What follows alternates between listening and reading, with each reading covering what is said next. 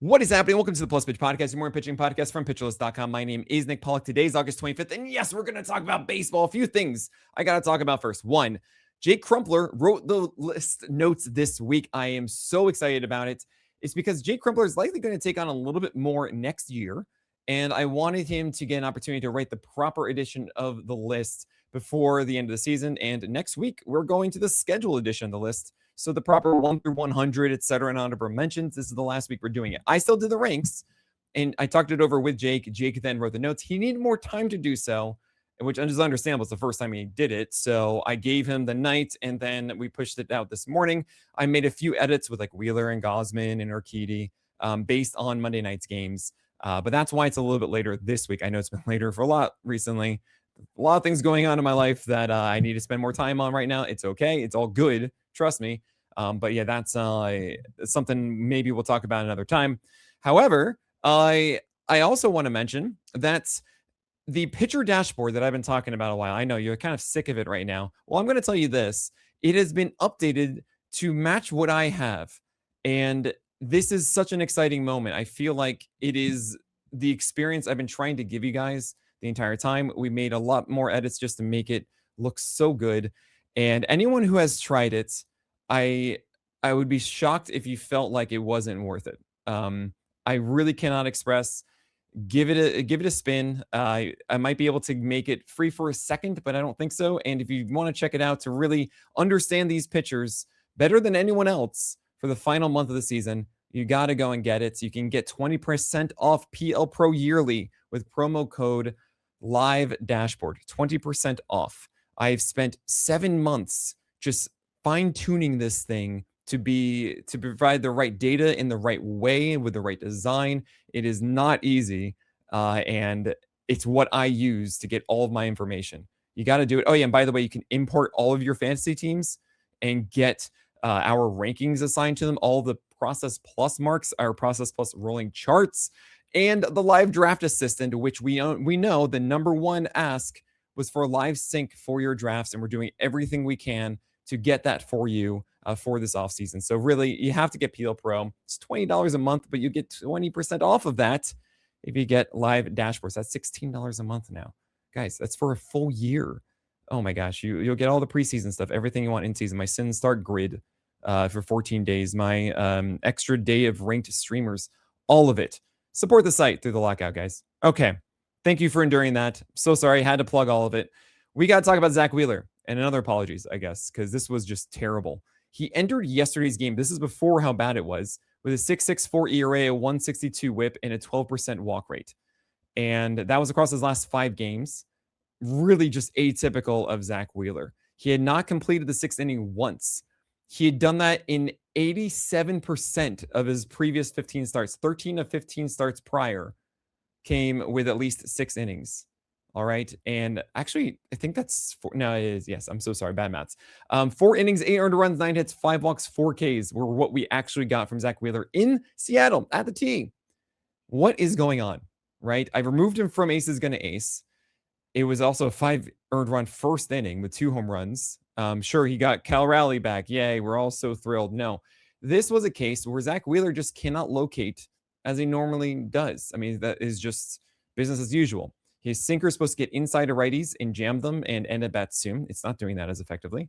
The four-seamer isn't staying up as often and getting those chases out of the zone. Normally, that's like a 71% strike pitch. It was sub 60% against right-handers. And then the sweeper wasn't the reliable pitch to deny the walks. So against right-handers, Wheeler wasn't allowing hits. He was actually just allowing walks, 4 of them here, because he wasn't converting those at-bats into quick outs. And against lefties, how he normally gets his outs and hits are really down and away or up and in, right? He's very good at throwing pitches out of the center of the plate.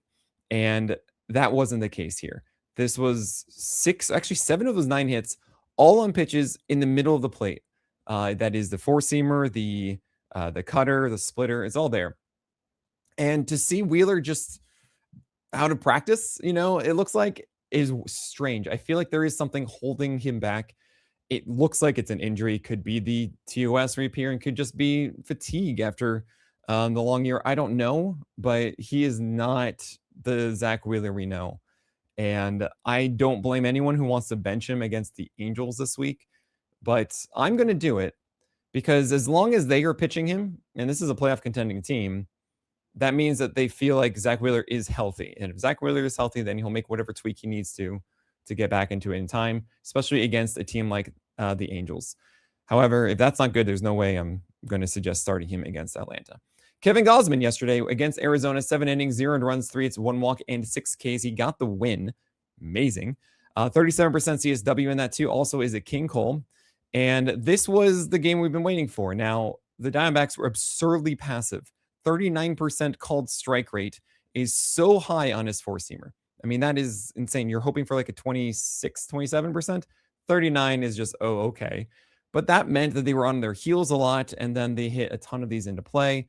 Koufax was very kind. A lot of the problems that we've seen from Gausman have been terrible BABIPs, 500 BABIPs or so.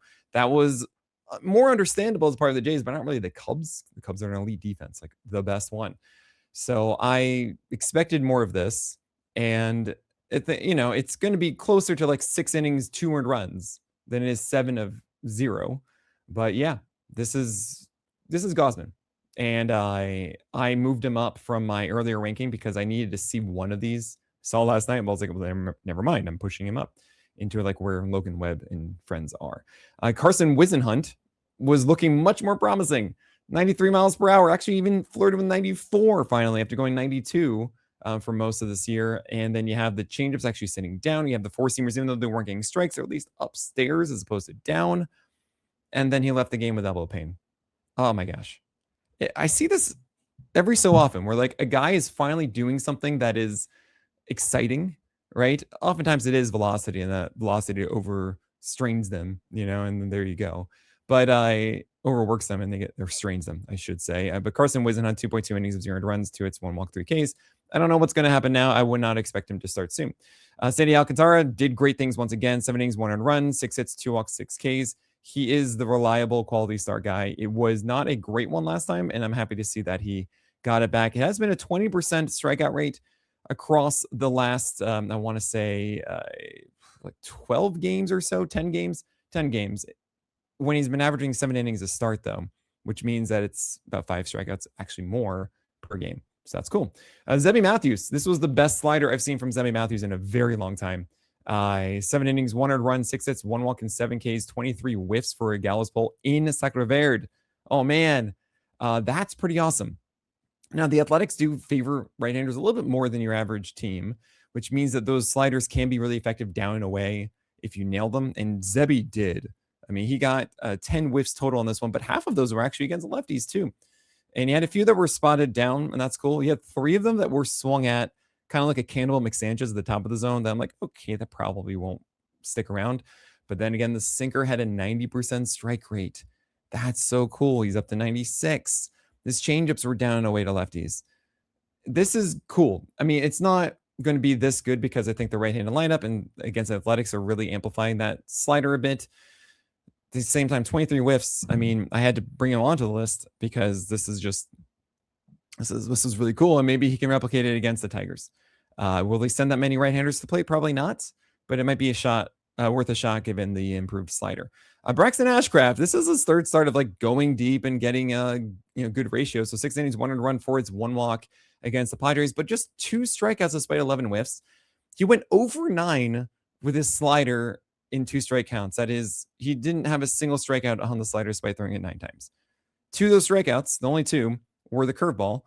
And I'm a little annoyed that he only went 57% breakers in 2 strike counts. What I'm saying is threw way too many four-seamers and sinkers trying to get a strikeout. He didn't get a single one. What was it, like over 17? I want to say something like that.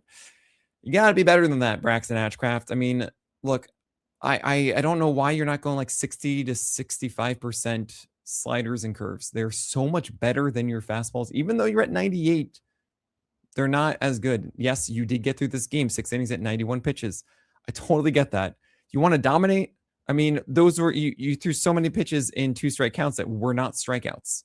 That's all I'm really saying here is just eliminate the fastballs and 2 strike counts and convert them into sliders and curves. Just more of those. That's it. That's the only tweak you have to make. Parker Messick against the Angels, 6 innings, 1 run, 3 hits, 1 walk, and 4 Ks. There's a temptation to make him an ace is going to ace, right? To give him that AGA label because there's a 2.5 ERA, 101 whip, and a 26% K rate across a full year. That's not even me like cherry picking a range. That's 155 innings. And he was at 94 in this one. So he was a little bit worse than we normally see.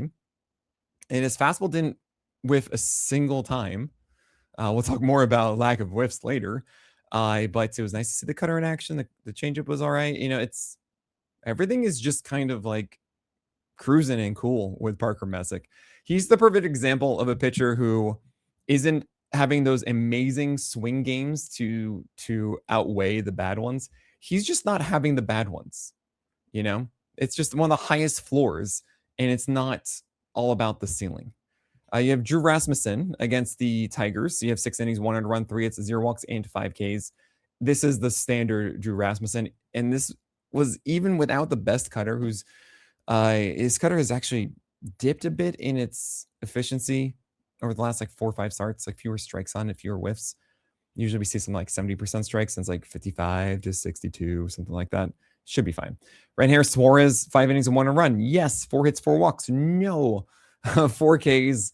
It's weird. He did not locate right. Singers were away to lefties instead of inside to them, and he had a good curveball. That was really the saving grace of the start. But everything else against right-handers, cutters were, where are you going? Changes, where are you going? Fastballs, no. I'm a little bit worried about this. And this was against Miami, so that's nice. He was able to get out of those jams with 8 base runners and just 1 run in 5 innings. But Harris Suarez is not the guy that I want him to be right now. And then K Cavalli had Rocky Road, got the win, 6 innings, 2 runs, 5 hits, 1 walk, and 7 Ks. Why wasn't this 20 strikeouts and no one runs? Just kidding. Yeah, he still has the velocity that we want. I want to say that curveball's 87 miles per hour. It's stupid. The cutter isn't as involved as I thought it would be, but he's having success, so I'm not really upset about it. He does get the Marlins on Saturday and then the Dodgers next Friday. I will give him ace is going to ace if those two are there. We have other guys to talk about. Kumar Rocker, Robbie Ray, George Clausen, Logan Gilbert, Merrill Kelly, Chase Burns, and one pitcher who did something that so few have done since the start of 2021. I'll tell you what that is after this break.